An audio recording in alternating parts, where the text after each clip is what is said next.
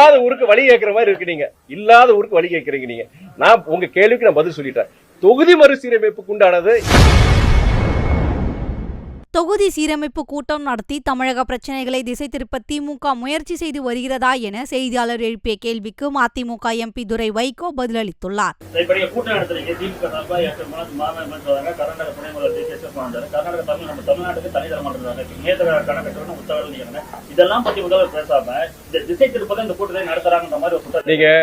நீங்க ஒரே ஒரு திரும்பி நீங்க பொறுமையை உங்ககிட்ட சொல்றாங்க. தயவுசெய்து பத்திரிகை தோழரே, அரசியலை கடந்து நீங்க திசை திருப்புறாகட்டும் பதவா இருக்கட்டும், இந்த தொகுதி மறுசீரமைப்புங்கிறது எவ்வளவு முக்கியமான பிரச்சனை, தமிழகத்துக்கு எவ்வளவு ஒரு பாதகத்தை உருவாகும், அதை நீங்க புரிஞ்சுக்கிறீங்களா?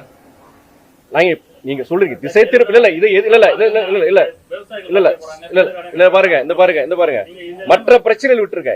இவங்க கூட்டம் இன்னைக்கு தமிழக அரசு முதலமைச்சர் கூட்டியிருக்க கூட்டம் பொறுத்த வரைக்கும், அதாவது தொகுதி மறுசீரமைப்பினால தமிழகத்துக்கு மட்டுமல்ல தென்மண்டலுக்கு வர பாதிப்புகளை பத்தி அவர் பேசியிருக்கிறார். இதுல இன்னைக்கு அதிமுக உட்பட அனைத்து கட்சிகளும் பாஜக தவிர்த்து இதுல அவங்க ஆதரவு கொடுத்திருக்கிறாங்க. இந்த பிரச்சனையை பொறுத்த வரைக்கும் திசை திருப்புற பிரச்சனைன்னு சொல்றது அவங்க அரசியல் ரீதியா குற்றச்சாட்டு வைக்கிறது.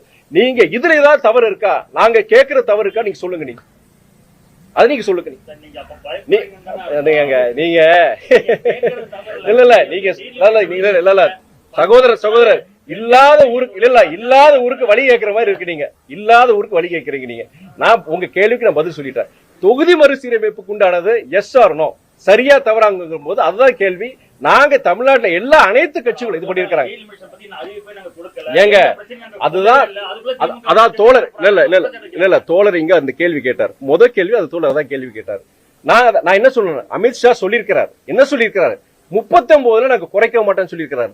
நான் பல தடவை டெல்லியில இருக்கிற அங்கே நாடாளுமன்றத்துக்கு முன்னாடி பிரஸ் மீட்ல நான் கேட்டேன். நான் அங்க கேட்டாங்க, அவரால் சொல்லிட்டாரு, ஏன் நீங்க இது பிரச்சனை பண்றீங்க? நான் சொன்னேன் அது சொல்லியிருக்க 39 குறையான்னு சொல்லியிருக்காரு. ஆனா நீங்க ஜனத்தொகை கிட்டத்தட்ட 50 விழுக்காடு 60 விழுக்காடு கூடிருச்சு.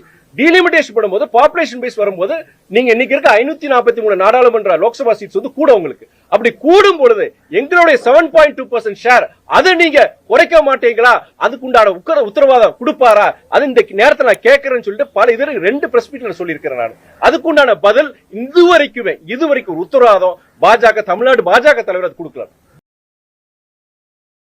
செய்திகளை உள்ளது உள்ளபடி தெரிந்து கொள்ள ரெஃப்ளெக்ட் நியூஸை சப்ஸ்கிரைப் பண்ணுங்க.